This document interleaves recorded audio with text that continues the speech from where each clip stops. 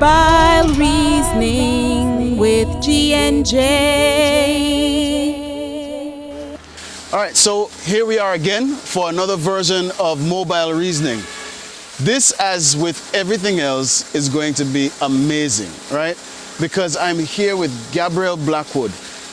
I'm going to leave it at that for now, because we're going to get into exactly who Gabrielle is. But by the time we're finished this, you are going to be amazed by who this young lady is sitting across from me, trying to act like she's normal, but she's nowhere near normal. Anyway, Gabrielle, blessings. Thank you for having me here, Charles. Thank you for sitting with us on Mobile Reasoning. No problem. I just want to start off by congratulating you on your latest award down in Trinidad. Thank you. Tell me about that award. What was it? What was the category? So the category was documentary short, and it was for the film Unbroken. And Unbroken is about a Jamaican amputee who is trying to qualify for the Olympic rowing team. But he's faced quite a few challenges. One included that he couldn't qualify for the Paralympic team because he was not disabled enough. Yeah, I saw that in the film, and I didn't know that there was such a thing. Yeah. It's unfortunate because, I mean, he has one leg, but we don't want to give it away. You make sure you go watch that Unbroken. It's on your Instagram, right? It is on Instagram. It's also on my Vimeo, so you can also see it there as well. Okay. Yeah. So give us your Instagram handle. So Instagram, it's Gabrielle_Blackwood, and on Vimeo, it's vimeo.com/gbfilms. GB Films. All right. Go see it. All right, Gabrielle. Now that we've gotten that, tell me about you, right? So where were you born? I was born here in Jamaica, and when I was about 6 or 7 years old, I started to write a lot of short stories.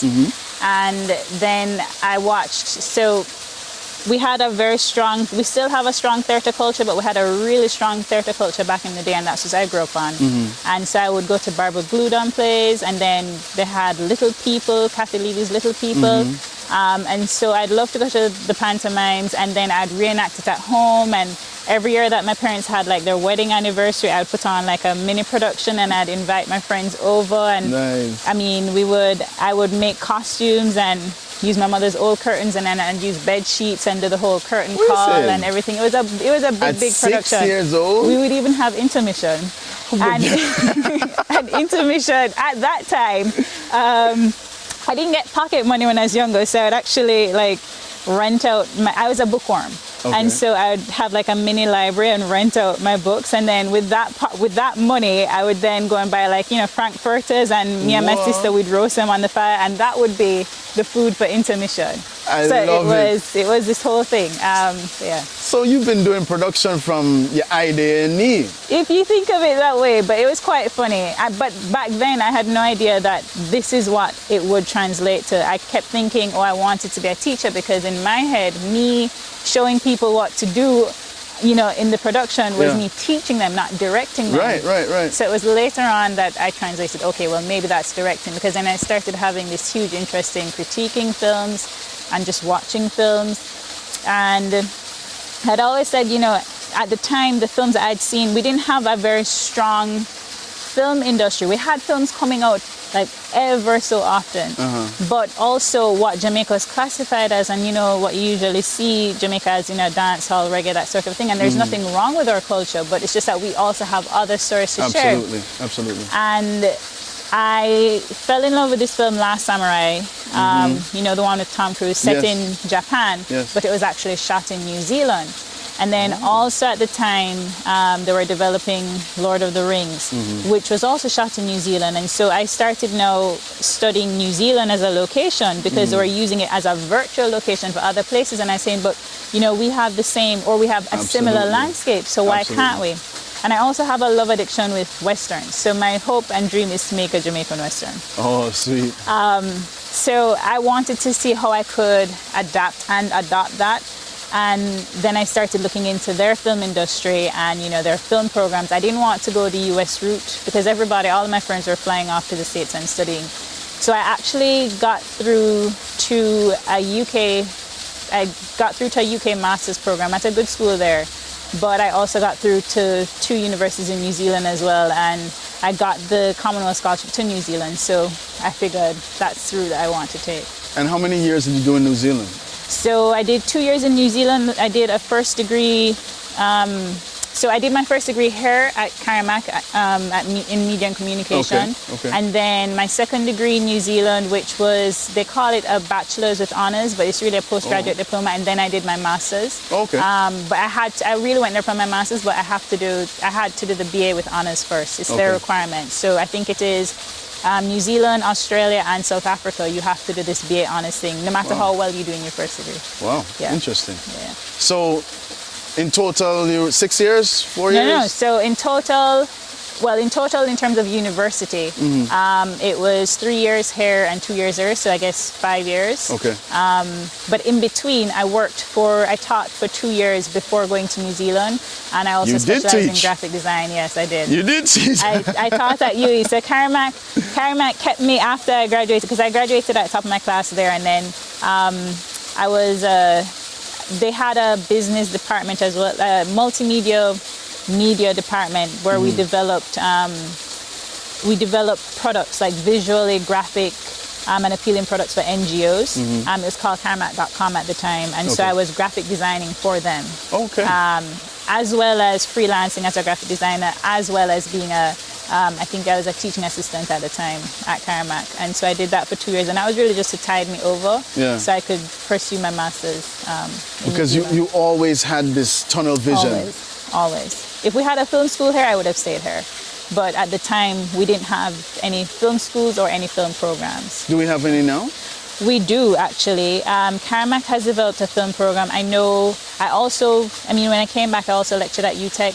They have an arts degree, but they are trying to incorporate a lot more film into it. I'm not sure what areas each is specializing in, but I know Karamak had asked me to, for example, they asked me to write one of the screenwriting courses, so I did that. And I also taught there or lectured there as well. One of the things that I've admired about your work is that you're unapologetic. Your approach to telling a story is, look, this is the raw truth. This is just how it is. I'm not going to sugarcoat it, and accept it for what it is. And that comes across so powerful in your shorts. I've been watching your shorts, and I appreciate that. I'm mesmerized by the way you've done your shorts, because all of the stories I see in your shorts we've heard before. Yeah. Right? But none have been told like how you've told them. The stuff with the fisherman, I mean, really, me never even know, say we have whale. Right? I never knew about decompression chamber and all. I didn't know anything about it at the time until then. Yeah. I mean, these guys go diving and their lungs fill up with, their whole cavity fills up. It's no joke. These guys, I did some little research, and guys die from this all the time. All the time. All the time. And this is what they do for their living. This is what they do for a living, and it was an education for me, because I didn't know a lot of the things that they went through, but it was also interesting because there's a dynamic, there are political undertones as well that we didn't cover in the documentary, but at the time the level of pollution and just the environment of the fishing village there was a bit in disrepair because of whomever was in power, and then the transfer of power, and then it was, okay, but how can we improve the space? And then it was, oh no, but we have to wait until kind of a thing. Wow. But yeah, it's just, I think just the environmental factors involved, even just for them, outside of, their livelihood, it was, this is happening. They recognize that it's happening, but nothing is being done about it. And then, there was that whole incident, if I remember correctly, because it's been a while, but there's that whole incident about, driving drunk on the water. Like, nobody thinks about that. Nobody thinks about that. Nobody does. And they get cut off, people get killed, you just don't hear about it. Amazing. I mean, these guys go out and they get stuck, and their ship capsizes, or their boat capsizes, and they have to swim back. And some of them just don't make it. Yeah. And we don't hear about that. I mean, just the whole industry of fishing, it makes you really appreciate when you eat a little fillet. Exactly. And, it's the other thing that I found there is even the differences between a fisherman and a fisherwoman, because I remember we were interviewing, I think she's the one who was talking, she mentioned the whale first. Right. But it reached a point where we had to cut the interview because there was a man who down in the fishing village, like maybe like 2 shops away, who was slightly jealous of her. And then he was like, no, he wants to be interviewed. And so it created this whole dynamic. But it was an education at the same time for me, not just the story, but the fact that, what is your responsibility as a storyteller? Do you put the people who are giving you the information in danger, or do you just have to, no matter how good you want to get the story or how badly you want to get it, there is a line that you have to draw. So in that sense, behind the scenes, it was also, That's interesting that you say that, because a lot of the people who tell stories with film are just looking for the hype. And in your storytelling, it's really not about the hype. No. I was saying to somebody the other day, because there's this panel that I was on, and they had asked a question, when do you think of the audience when you do a documentary? Do you think of them before you start, or, afterwards? And a lot of the other people said,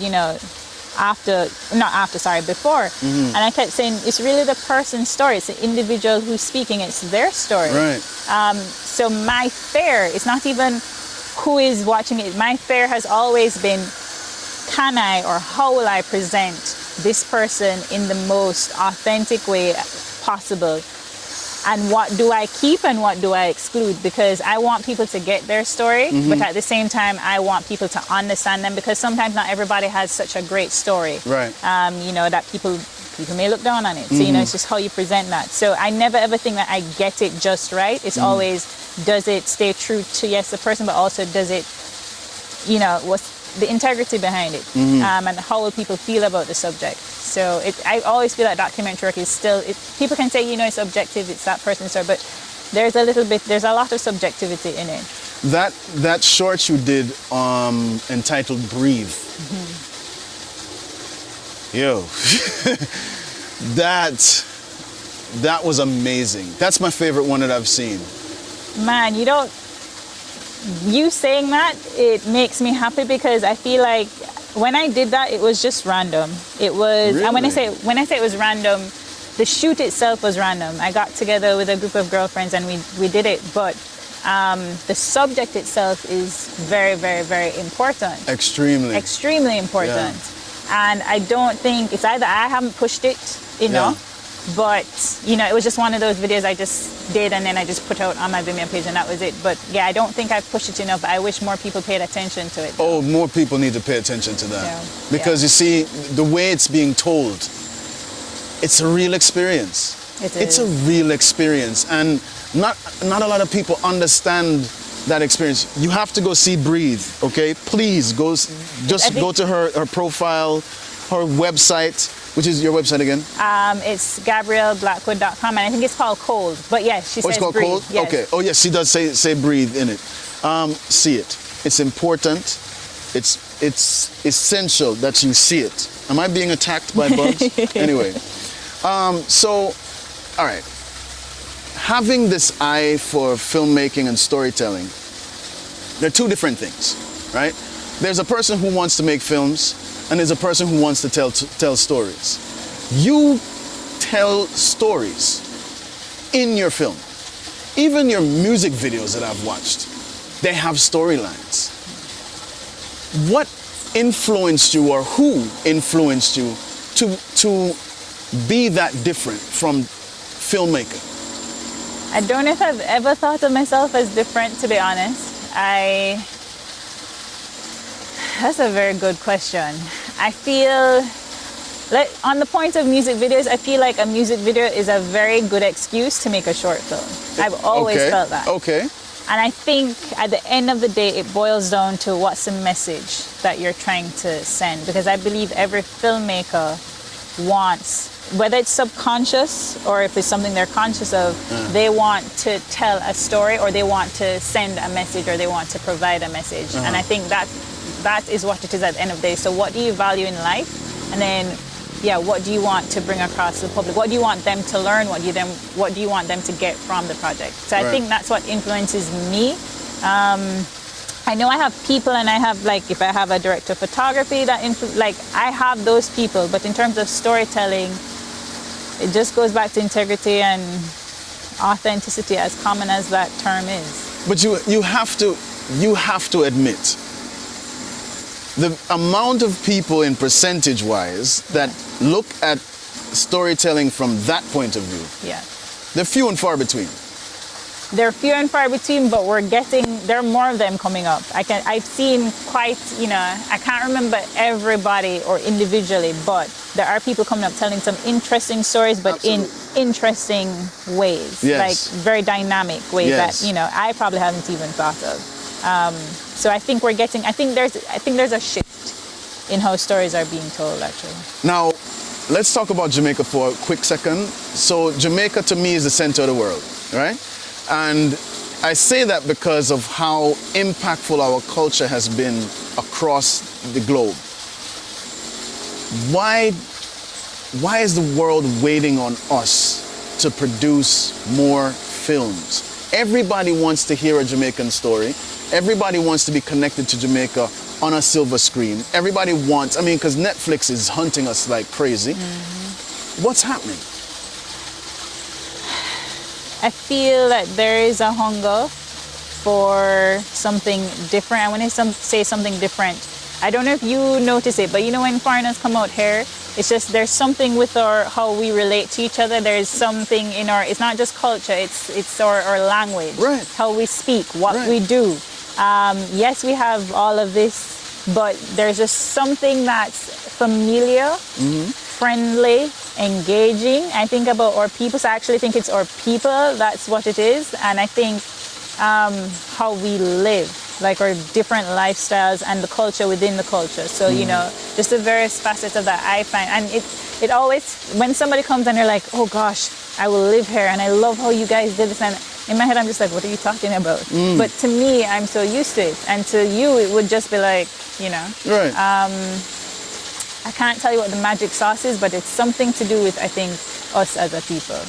But why is the world waiting on us to produce these films? Why haven't we been producing films? Why aren't we a film factory like we are a music factory? So there's so many factors where that is concerned. I could talk all day on that subject alone. But it starts with, we have so many stories to tell. Mm-hmm. We need to know how to tell those stories. So I know, for example, the Jamaica Film and Television Association that I was head of, that still is, it's still here. We are trying to implement initiatives that we can teach people, because we don't have film schools here, but there is a science to writing a screenplay. Mm-hmm. And we're trying to see how we can go about that, how we can produce better content, more quality content. We have great technical crews out here, like we have really good crews. Mm-hmm. And I say comparable to those overseas, whether from the US, UK, Europe, wherever. But we definitely need not just more stories because we have them, but we need to know how to shape them and how to tell them. Okay. And translate it to screen. Then we have no real history of any local film doing really, really well at the box office. And so we don't have a lot of our films being shown in our mainstream cinemas. So it's either we're going to have to develop an art house, which we do have some screening spaces now, but we need to make them more popular and like it's more of a culture, because we're getting there, but we didn't see film as a viable profession until I would say maybe 2 or 3 years ago, meaning just even our generation coming up now you'll hear people saying, oh, I want to be a filmmaker, and then they will pursue it. But before, we didn't have that culture. And then we need more investment from the private sector. But the only way and reason why they will invest in something is if they can actually see the returns. And right now, we don't really have any film that has said, we've made a profit, and so therefore you can benefit from this. So I'm a novice at this thing. So I'm like the lay person, right? Our music started with just us. Just us doing our thing. I want to sound authentic. I wanted to be Jamaican. I wanted us put out our sound. And we did it. It became popular in the globe, right? Or throughout the globe. And then it became profitable. Why not do it like that with the film industry? In my mind, I'm wondering if it has to do with what it takes to make a film. I know on the smaller scale, like we can produce a lot of short films. And the reason why we can do that is because it costs less, but we also have the capabilities. In other words, we can team up as groups, and we don't have to have the amount of money that we need for a feature-length film to make that short film. So we've been doing that for a while. I would say over the last 10 years, we've been in festival circuits around the world and doing really, really well.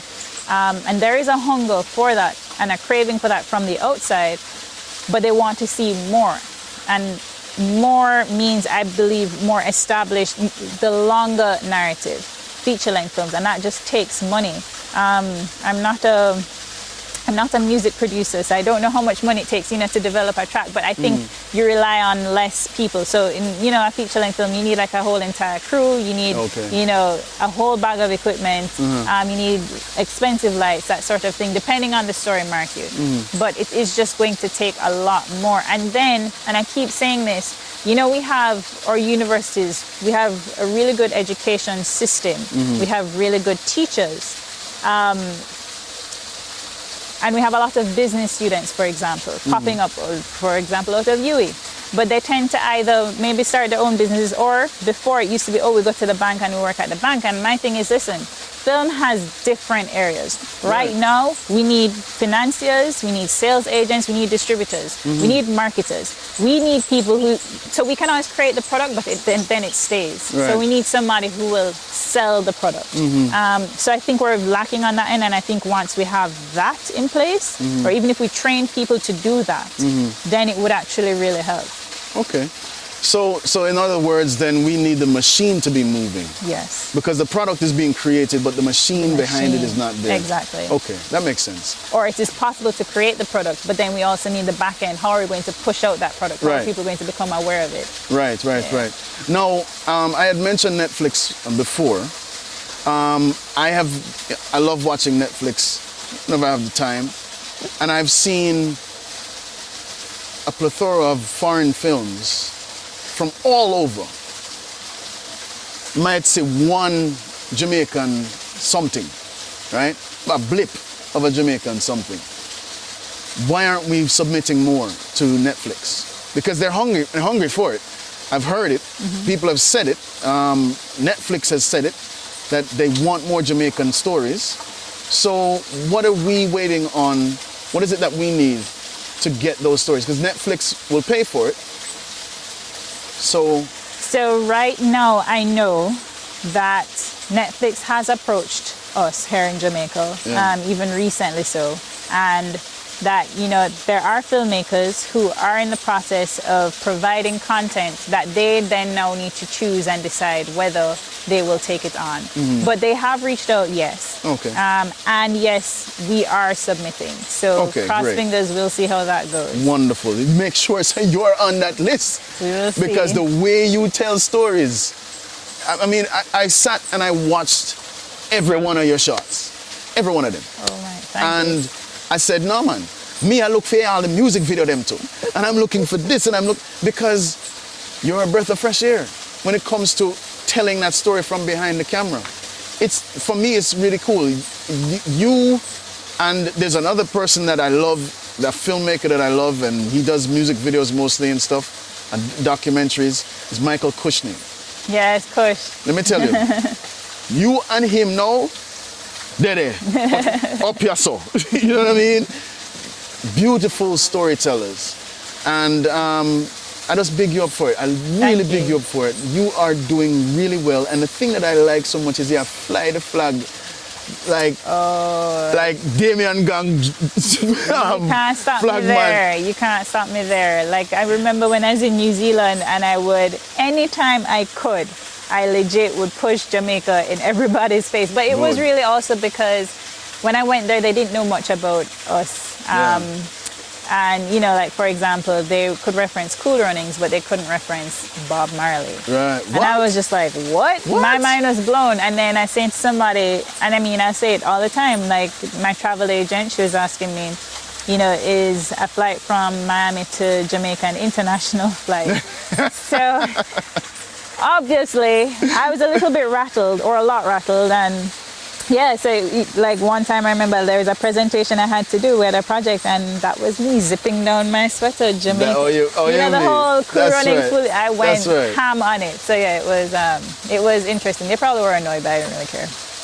I love it. Well, I am definitely going to continue following how you take off, and when you get to the silver screen, and then you have all the different awards that you're going to be getting, and you're sitting beside Whoopi Goldberg and all those people, you know, don't laugh. It's true. It's gonna come. We will see. It's gonna come. You know, I go and pray for it, because Thank you.